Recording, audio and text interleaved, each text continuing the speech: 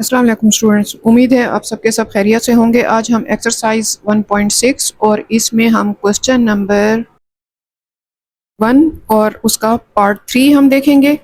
इसके सॉल्यूशन करने के लिए हम इसको रिपीट कर लेते हैं। बिस्मिल्लाहिर्रहमानिर्रहीम। सॉल्यूशन हम देखते हैं। इक्वेशंस को रिपीट कर लें। 2x plus 3y equal to 5 divided by 2। और अब हम इसको मैट्रिक्स फॉर्म में लिखेंगे। मैट्रिक्स फॉर्म में लिखने के लिए हम ए एक्स इक्वल टू बी लिखते हैं। ए मैट्रिक्स हमारे पास है, यहाँ पर हम लिखेंगे here here A equal to, A matrix क्या बन रही है हमारे पास, यहाँ पर है 1 2, ये इस तरह से लिख लेंगे। फिर 2 और 3 और एक्स मैट्रिक्स है हमारे पास एक्स वाई की, और बी मैट्रिक्स को हम लिखेंगे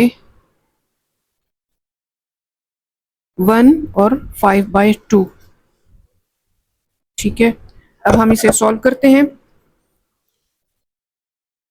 इसे सॉल्व करने के लिए क्या है कि ए इनवर्स जो है वो हम अगर बोथ साइड्स मल्टीप्लाई करें इस इक्वेशन के, और वो भी लेफ्ट साइड की तरफ, तो यहाँ पर ए और ए इनवर्स ये दोनों कैंसिल हो जाएंगे, हमें एक्स मिलेगा और इस तरफ हमें ए इनवर्स बी मिल रहा है।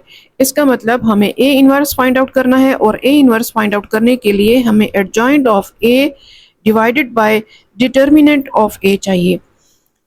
हम क्या करते हैं, अब एडजॉइंट ऑफ ए यहाँ साइड पर मैं निकाल के दिखा देती हूँ कि एडजॉइंट ऑफ ए का मतलब है कि मैट्रिक्स में जो ए मैट्रिक्स है उसके हम ऑर्डर चेंज कर लेते हैं।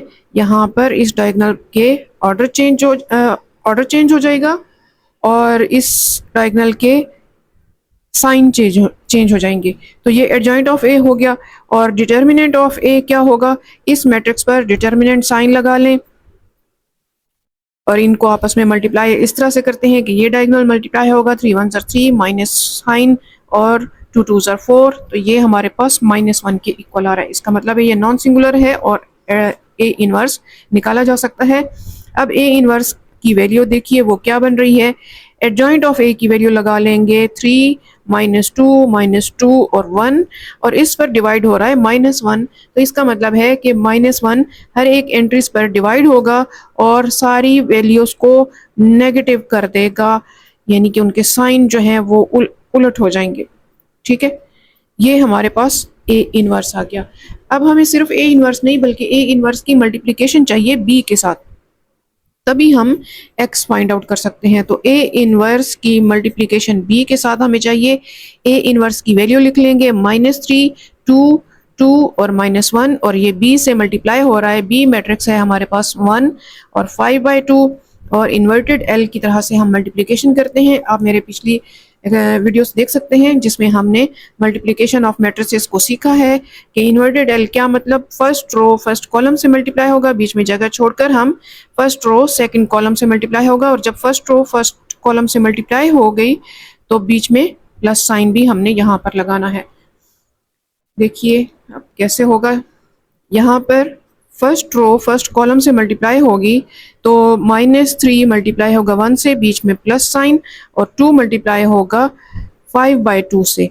आगे फर्स्ट रो सेकंड कॉलम के पास जाना चाहिए, तो सेकंड रो कॉलम तो है ही नहीं।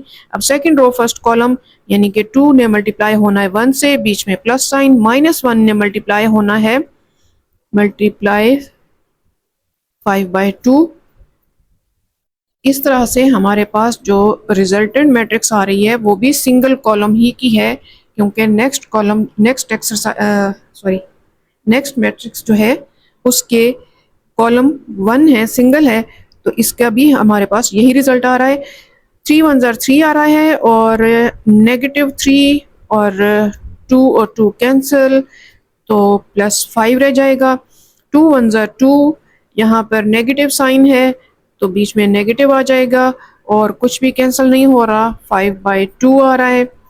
इनको आपस में सम करते हैं, 5 - 3 हमें 2 दे रहा है, और जब भी कोई एक या दोनों या सारे फ्रैक्शन हो, जब भी कोई एक भी फ्रैक्शन हो तो एलसीएम के बगैर काम नहीं चल सकता, एलसीएम लेना होगा। 2 एलसीएम, इसके नीचे 1 है तो 1 इसे 2 पे कैंसिल करता है, वो 2 ऊपर मल्टीप्लाई होगा, 2 2s are 4। उम्मीद है ये एलसीएम का प्रोसेस आप जानते होंगे, नहीं जानते तो कमेंट सेक्शन में बता दें, मैं आपको इस पर भी वीडियो बना के दिखा दूंगी।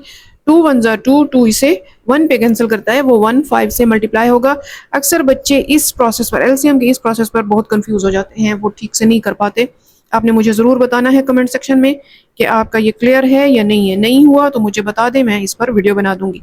यहाँ से हमारे पास 2 है तो यहाँ से हमें मिल रहा है -1/2, क्योंकि 4 माइनस हो रहा है 5 से, साइन जो है वो बढ़ेगा लगेगा।